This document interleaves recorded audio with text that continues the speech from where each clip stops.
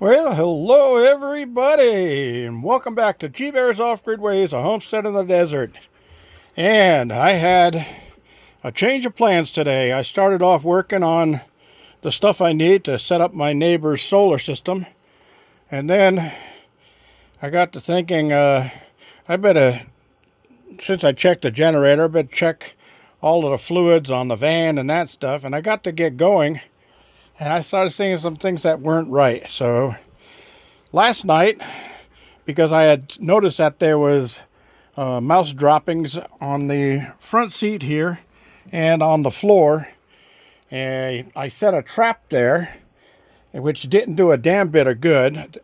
Whatever it was ate the peanut butter out of the trap and never set the trap off. And I checked the trap with a toothpick. I just barely touched the flap and bang, it popped off. So these critters out here are somewhat educated. Anyway, this is my mouse trap, and so far, out of all of my life, this is the one trap that really works. Okay, so I want to just say that right up front. Nothing in the world that I've ever seen, bought, heard of, or tried works as good as this trap. All right. Now, for a recap for those of you who didn't see it and are new to the channel, what I did was I cut this out. This is that poly cardboard kind of stuff, corrugated poly panel that you can buy at the big box stores. It's real super lightweight. Okay, these things sticking in the side are just bamboo skewers. The same ones that you would buy to skewer your shrimp for the barbecue and stuff like that. All right. So, 5-gallon pail. If you look around the pail, you'll see marks at every 90 degrees all the way around. There'll be a seam on the pail, like right there. You can see that seam right there. So you drill a hole there and there, and I drilled a 3/16 inch hole. All right, so I pushed the skewers into the panel at as close to the center as possible, but as you can see, it's corrugated, so the tunnels run this way. You can see the lines in it. So I chose one that was just off center to this side. So this was the heavier side, but it still wasn't heavy enough. So I added 3 screws in there, and they're just little sheet metal screws, 9/16 inch long. You can put one first and then another and then another, and you can put a few if it takes 6 of them, put 6 of them. But 3 seem to do it for me. This is hot glue. That's a paper clip bent in a 90-degree angle, the long paper clips, the 2-inch ones. Okay, and that's a stop to keep it from flipping up and over the other way. Okay, now this one is supposed to stop it from going over like that, but it's not properly positioned.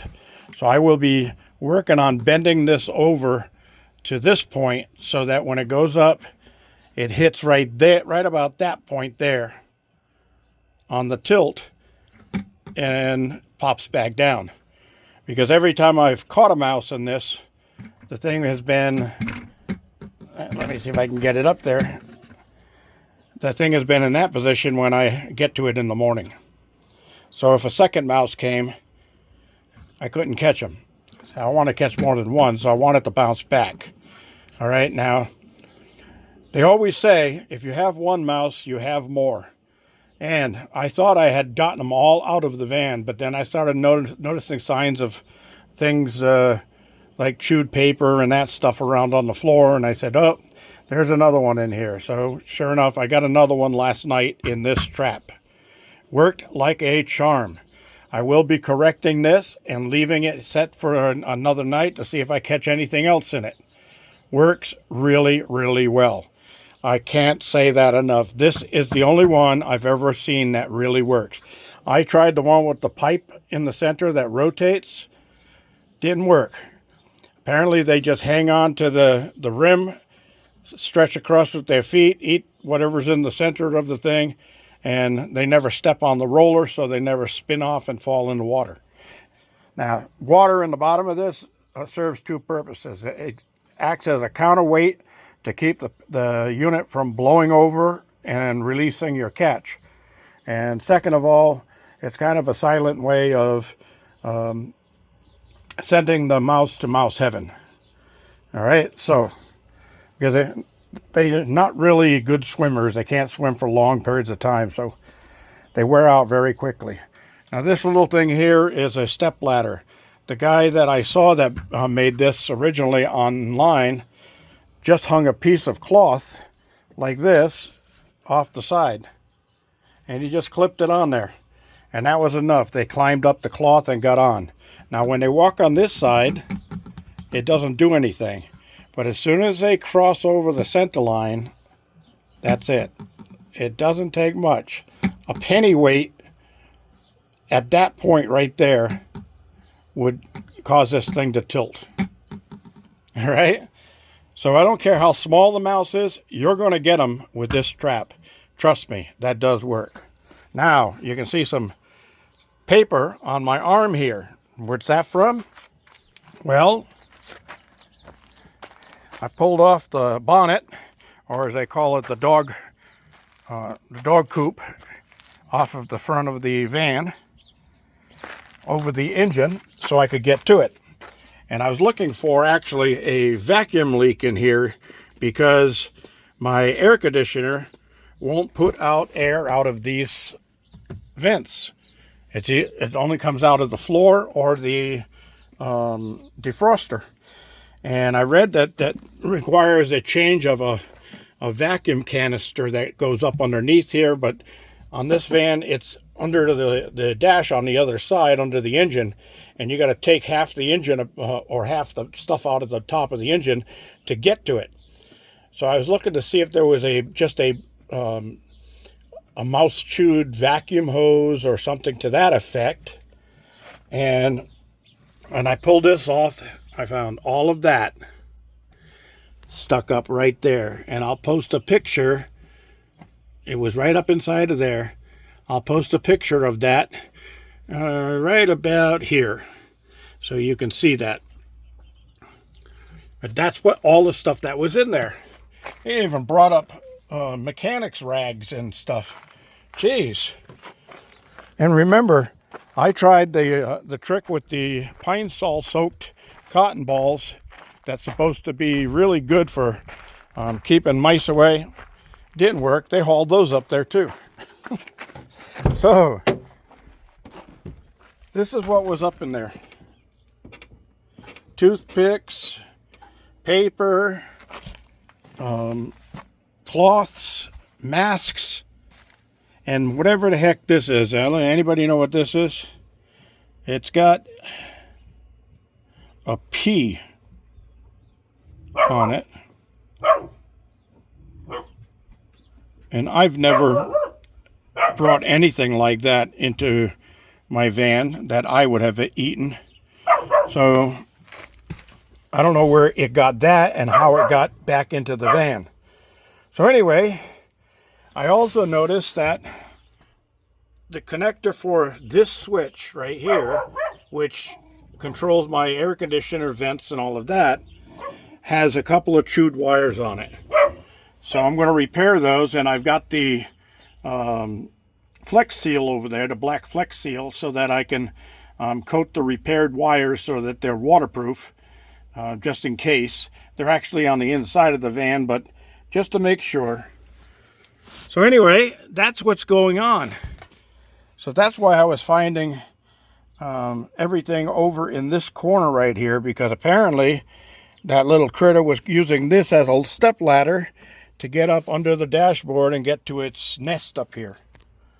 So that nest is going to be gone as of today, and hopefully I'll have my air conditioning fixed so that I can enjoy air conditioning on the trips around town, because it is kind of hot and humid today. The forecast is for a possibility of thunder showers this afternoon. My neighbor said the rain's supposed to be here about now, but it's not.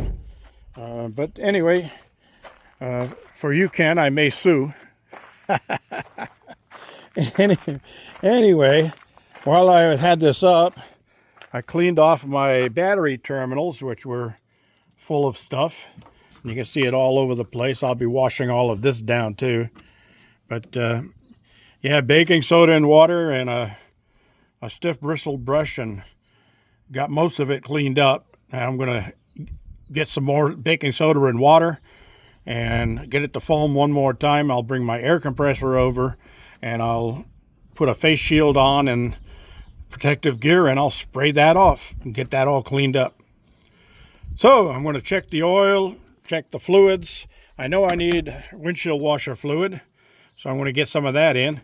And this is the vacuum hose that goes to the vacuum canister for that air conditioning valve unit. So I'm going to have to see if there's any chewed vacuum hose along the way. And I have some extra vacuum hose here so I can repair it if necessary. But that's going to be my chore today, because I'm not going to live this summer out here with the 100 degree temperatures with no air conditioning in the van, because just close the windows up on this thing, you let it sit out here 5 minutes and it's 190 degrees inside the van, if not 200. All right, so I'm going to finish cleaning everything off here. Got a bunch of dust on everything.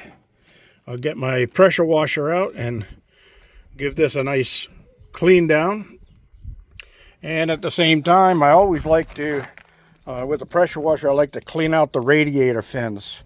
And that helps the engine stay cooler, because it picks up dust and dirt just like everything else, and bugs, and lots of bugs get into that. So clean them all out and your engine will run a lot cooler in the summertime. All right, just wanted to get that in. This is G Bear thanking you for joining me and signing off. Come here, buddy. It's still a little sore, but you're walking a lot better. That's a good thing.